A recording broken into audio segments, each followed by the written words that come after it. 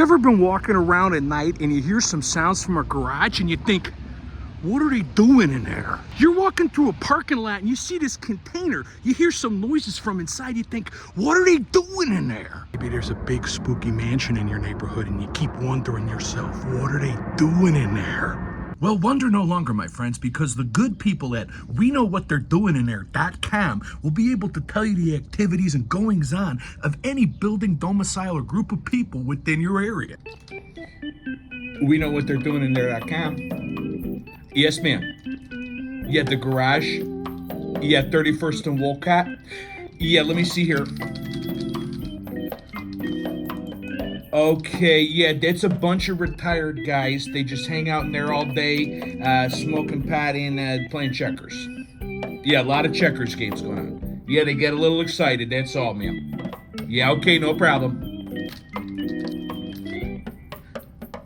WeKnowWhatThey'reDoingInThere.com.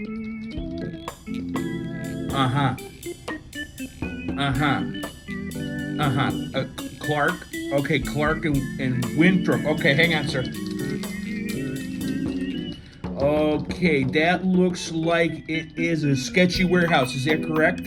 Okay, yes, sir. Let me see here. Okay, yeah, looks like they're just refinishing furniture. That's all. Yep. Yeah, that's what the smell is, sir. So you just just open the windows, let it, it should pass. Okay. Okay, you take care now. Okay, bye. WeKnowWhatThey'reDoingInThere.com. Yes, ma'am. Okay, Gladys and Cicero. Okay, hang on. Yes, ma'am. Yes, ma'am. Okay, yeah, Gladys and Cicero. Okay, it's a 2-flat. Yeah, no problem. Yeah, it's just kids. It's some kids. They're selling candy. Yep, that's what it says here. Yep. Yeah. Yeah, they're buying the chip bags for 50 cents. They sell them for $1. Yep. Yeah, hot Cheetos now and laters and whatnot. That's all they're doing. Yep. Yeah, they're just selling candy. Industrious young kids. You should go buy some. Yeah, no problem there. Okay, ma'am. Yeah, you take care. Bye. WeKnowWhatThey'reDoingInThere.com. Today's advertisement for WeKnowWhatThey'reDoingInThere.com has been brought to you by Healing Herbals. Healing Herbals are a small group of herbal enthusiasts who have found a strong interest in Canna, Scaletium tortuosum. Canna is a succulent plant found naturally in South Africa, consumed for centuries for its potential mood-lifting properties. Healing Herbals Canna is ethically cultivated with the highest standards. Their commitment to quality in Scaletium cultivation and extraction ensures a product that is powerful and responsibly produced. Healing Herbals truly believes that they offer the best Canna extract powder supplement tailored for its unique effects. Healing Herbals strives to be the most reliable place to buy Canna extract. For more information and full product listing, check out www.healingherbals.store. Healing Herbals cannot be shipped to Louisiana. Please contact your local congressman.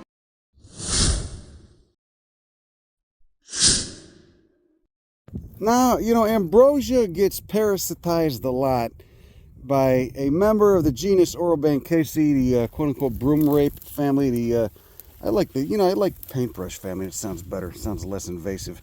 Anyway, and here is a species of Aphyllon looking all lit up. Look at that, glistening with the trichomes and the purple corollas. And this is, I believe this is Aphyllon cooperi. I haven't been down here in 5 years, but just from memory, I think it's Aphyllon cooperi. I'll put it in the captions if it's wrong. Look at that. There's a flower coming out.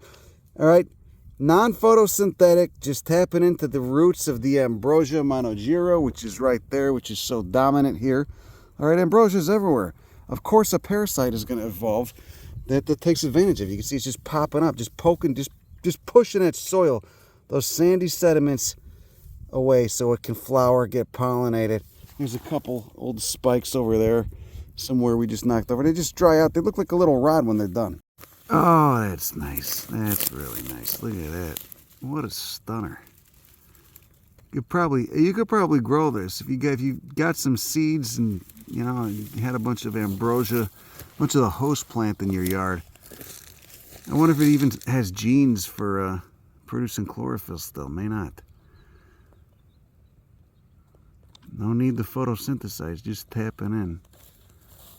Now, of course, some members of this family still do photosynthesize, Perfect for a bee to just be sticking its ass out of.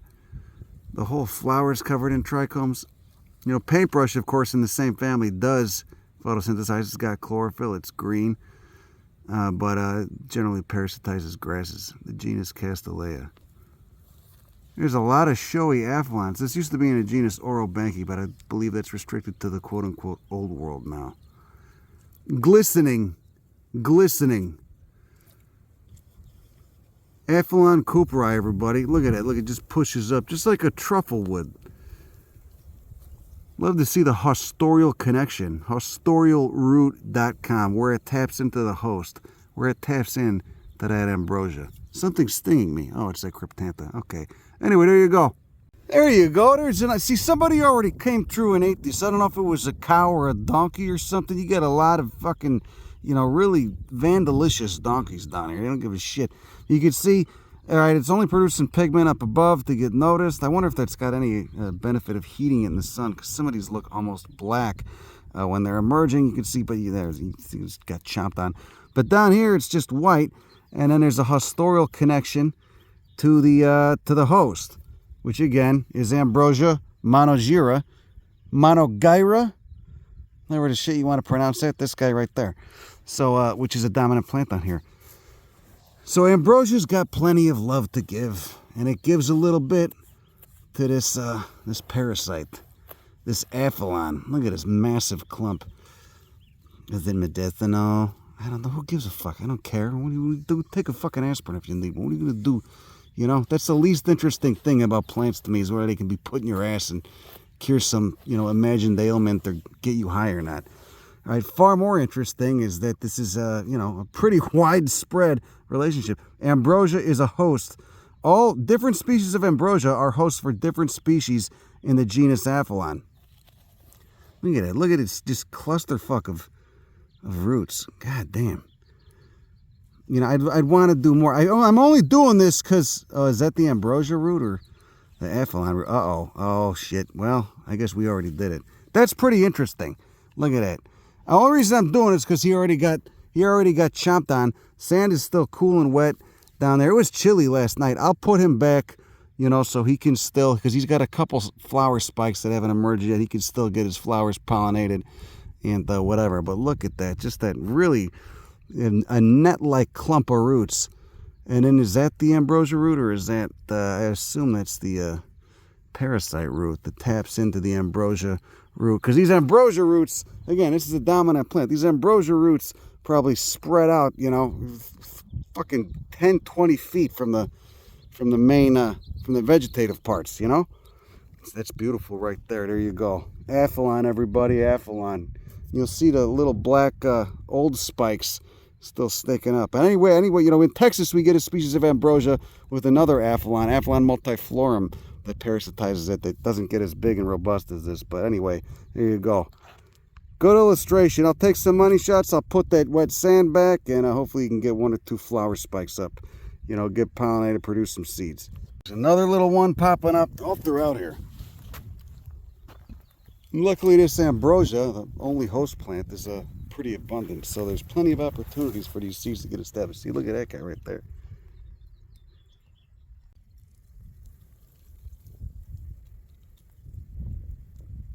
So I took off one, I snipped off one flower with my Leatherman. Forgive me, it's for the interest of showing the morphology of an Aphyllon flower. So of course, nectar guides, the anthers are white. You've got 4 stamens, in keeping with the theme of most of the family Orobanchaceae, and many other families in the order Lamiales, the order of sages. And you got that bifid stigma. See that white disc looking thing up top?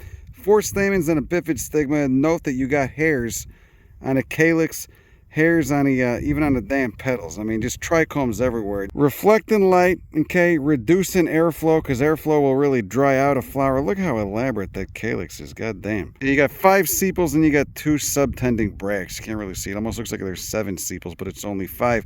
Of course, the petals have been fused into those both bottom and upper lip.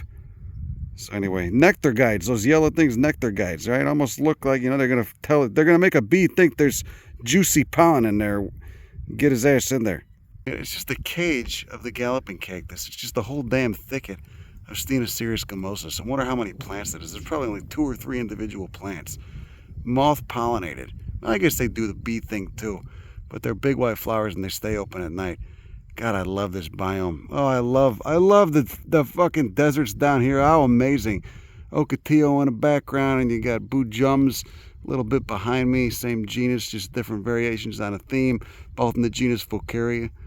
A massive monolith of all that goddamn conglomerate. Just alluvial deposits. Wash after wash after wash. Flash flood after flash flood. Smells great down here. Anyway, that's like Echo Fix It. Bye.